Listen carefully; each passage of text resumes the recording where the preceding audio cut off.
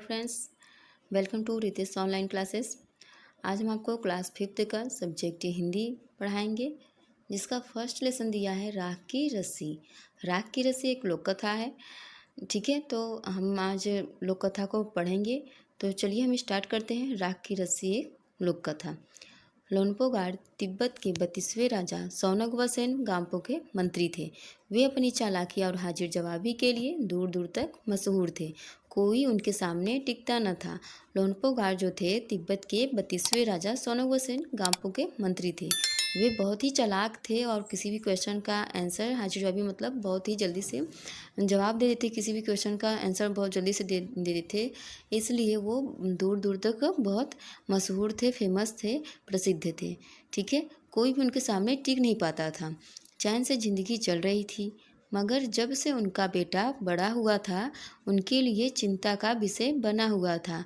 कारण यह था कि वह बहुत भोला था।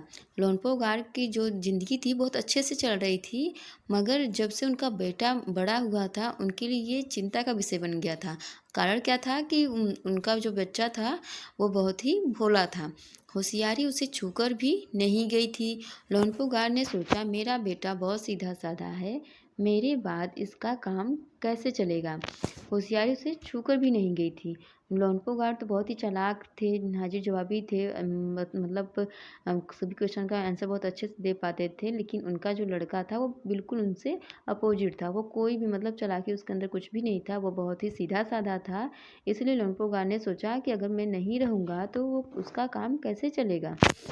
तब एक दिन लोनपोगाड़ ने अपने बेटे को 100 भेड़ें देते हुए कहा, तुम इन्हें लेकर शहर जाओ, मगर इन्हें मारना या बेचना नहीं है। इन्हें वापस लाना 100 जौ के बोरों के साथ, वरना मैं तुम्हें घर में नहीं घुसने दूंगा।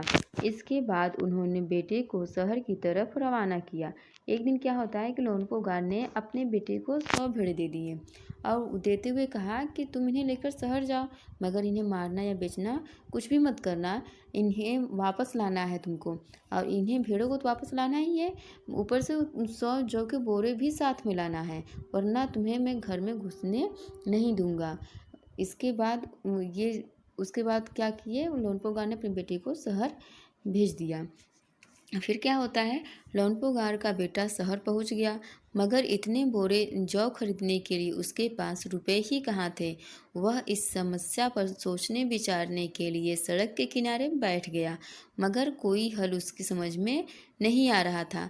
वह बहुत दुखी था। लोनपोगाड़ का बेटा जो था जब शहर पहुंच गया, मगर इतने बोरे मतलब 100 बोरे जौ खरीदने के लिए तो पैसे चाहिए था, लेकिन उसको पैसे तो लोनपोगाड़ ने दिया नहीं था। तो वह इस समस्या से बाहर निकलने के लिए सोचने विचारने के लिए क्या किया कि एक सड़क के किनारे बैठ गया, मगर कोई हल उसकी समझ में नहीं आ रहा था। मगर उसको कोई भी कुछ भी समझ में नहीं आया। वह बहुत दुखी था। तभी एक लड़की उसके सामने आ खड़ी हुई। क्या बात है, तुम इतने दुखी क्यों हो। लोनपोगाड़ के बेटे ने अपना हाल कह सुनाया। जब वो बैठा हुआ था तो उसके सामने एक लड़की आई और उससे पूछने लगी कि क्या बात है, तुम इतने दुखी क्यों हो। तो लोनपोगाड़ ने अपने जो उसके पिताजी ने कहा था उससे वो अपनी बातें सब उस लड़की को बता दिया। तब वो लड़की बोलती है, इसमें इतना दुखी होने की कोई बात नहीं है, मैं इसका हल निकाल देती हूँ। जब वो लड़की इस बात को सुनती है तो वो बोलती है कि इसमें दुखी होने वाली क्या बात है, मैं इसका हल अभी निकाल देती हूँ। इतना कहकर लड़की ने भेड़ों के बाल उतारे और उन्हें बाजार में बेच दिया।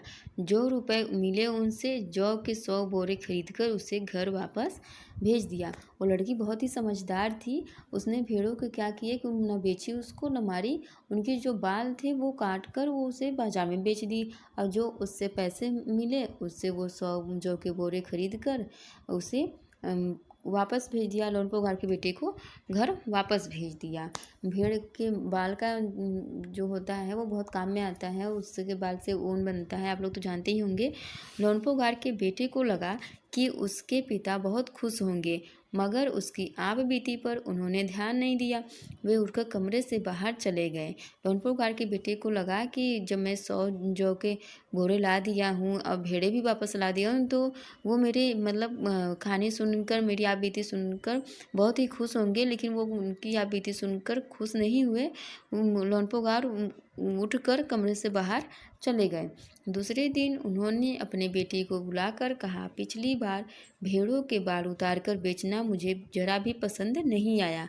अब तुम दोबारा उन्हीं भेड़ों को लेकर जाओ, उनके साथ जौ के 100 बोरे लेकर ही लौटना। फिर क्या होता है, अगले दिन लोनपो गार ने फिर अपने बेटे को अपने पास बुलाया और कहा कि पिछली बार भेड़ों के बाल काटकर तुमने बेच दिया था, जो कि मुझे बिल्कुल भी पसंद नहीं आया था। अब तुम क्या करो कि फिर से तुम 100 भेड़ों को लेकर जाओ और तुम फिर जौ के 100 बोरे खरीद कर लेकर आओ। फिर क्या होता है, फिर एक बार फिर निराश लोनपो गार का बेटा शहर में उसी जगह जा बैठा। न जाने क्यों उसे यकीन था कि वह लड़की उसकी मदद के लिए जरूर आएगी, और हुआ भी कुछ ऐसा ही। वह लड़की आई। एक बार निराश लोनपो गार का बेटा शहर में उसी जगह बैठ गया, जैसे उस बार जहाँ पे बैठा था सड़क के किनारे, वहीं जाकर बैठ गया, और उसे यकीन था कि वो लड़की फिर से उसकी मदद करने के लिए ज़रूर आएगी। और ऐसा हुआ भी, वो लड़की आती है उसकी मदद करने के लिए। उसने अपनी मुश्किल कह सुनाई। अब तो बिना जौ के 100 बोरों के मेरे पिता मुझे घर में नहीं घुसने देंगे। वो लड़की से बोलता है कि अगर मैं नहीं लेकर गया 100 जौ के बोरे, तो मेरे पिताजी मुझे घर में तो घुसने देंगे ही नहीं। तब लड़की सोचकर बोली, एक तरीका है। उसने भेड़ों के सींग काट दिए, उन्हें बेचकर जो रुपए मिले उनसे 100 बोरे जौ खरीदे। बोरे लोनपो गार के बेटे को सौंप कर लड़की ने उसे घर भेज दिया। लड़की जो थी अपना फिर से दिमाग चलाती है और बोलती है कि एक तरीका है। उसने भेड़ों के सींग काट दिए। उस बार बाल काट दिए थे, इस बार क्या किया कि सींग काट दिए, और उन्हें बेचकर जो रुपए मिले 100 बोरे जौ के खरीद कर लोनपो गार के बेटे को दे दिया और उनसे घर भेज दिया। भेड़े और जौ के बोरे पिता के हवाले करते हुए लोनपो गार का बेटा खुश था। उसने विजयी भाव से सारी कहानी कह सुनाई। सुनकर लोनपो गार बोले, जब भेड़े और जौ के बोरे पिता के हवाले करते हुए लोनपो गार का बेटा बहुत खुश हुआ था। उसने सोचा कि मैं विजयी हूँ, जीत गया हूँ। ये सब सारी अपने पिताजी को कहानी सुनाई। सुनकर लोनपो गार बोले, उस लड़की से कहो कि हमें 9 हाथ लंबी राख की रस्सी बनाकर दें। जो लोनपो गार थे वो चालाक तो थे ही, तो वो उस लड़की से कहते हैं कि उसे बोल दो कि हमें 9 हाथ की एक लंबी राख की रस्सी बनाकर दे। राख तो जानते ही होंगे कि जैसे किसी चीज़ को जला दो तो राख हो जाता है, काला काला हो जाता है, तो उसी की वो रस्सी बनाने के लिए वो बोलते हैं। तो लोनपो गार का जो बेटा था लड़की के पास जाकर पिता का संदेश दोहराया। लोनपो गार का बेटा जाता है उस लड़की के पास और अपने जो पिता हैं जो उसको बोले होते हैं कि लंबी राख की रस्सी बनाकर देना है, तो उससे बताता है। फिर लड़की ने एक शर्त रखी, मैं रस्सी बना तो दूंगी, मगर तुम्हारे पिता को वह गले में पहननी होगी। लोनपो गार ने सोचा, ऐसी रस्सी बनाना ही असंभव है, इसलिए लड़की की शर्त मंजूर कर ली। लड़की ने एक शर्त रखी कि मैं तो रस्सी बना तो दूंगी, मगर लोनपो गार जो हैं वो उनको ये पहनना पड़ेगा। तो लोनपो गार को जब ये पता चलता है कि उस लड़की ने ऐसा कहा है, तो लोनपो गार सोचे कि राख की रस्सी तो बनी नहीं पाएगी, तो हम पहनेंगे ही कैसे। तो इससे अच्छा है कि मैं बोल देता हूँ कि नहीं, मैं पहन लूँगा और तुम बनाओ। तो वो लड़की की शर्त क्या करते हैं, मंजूर कर लेते हैं। अगले दिन लड़की ने 9 हाथ लंबी रस्सी ली, उसे पत्थर के सील पर रखा। अगले दिन क्या होता है कि लड़की ने 9 हाथ लंबी रस्सी ले ली। रस्सी तो सच का ली थी, वो राख का भी ली नहीं थी, वो सच का रस्सी जिसका बना हुआ रहता है, तो वो लेकर एक पत्थर पे सिर पर रख देती है, और रखने के बाद उसे क्या करती है, जला देती है। ठीक है। फिर जलाने के बाद क्या होता है, रस्सी जल गई, मगर रस्सी के आकार की राख बच गई। इसे वह सील समेत लोनपो गार के पास ले गई और उसे पहनने के लिए कहा। जब रस्सी जली तो वो गुच्छा गुच्छा जैसे मतलब रस्सी रखी हुई थी। रस्सी जलने के बाद वो राख की तो बन गई, लेकिन वो खराब बिल्कुल भी नहीं हुआ था। जैसे वो सच का रस्सी रखा गया था, वो ऐसे कि वैसे ही रह गया, बस वो राख बन गया था। तो वो राख की रस्सी बन गई और जब वो पत्थर पे, जिस पत्थर पे रखी थी सील पर, वही सील समेत उठाकर लोनपोगार के पास ले जाती है और उसको पहनने के लिए बोलती है। लोनपोगार रस्सी देखकर चकित रह गए। लोनपोगार जो थे वो राख की रस्सी देखकर मतलब अचंभित हो जाते हैं, चकित हो जाते हैं कि राख की रस्सी कैसे बनी।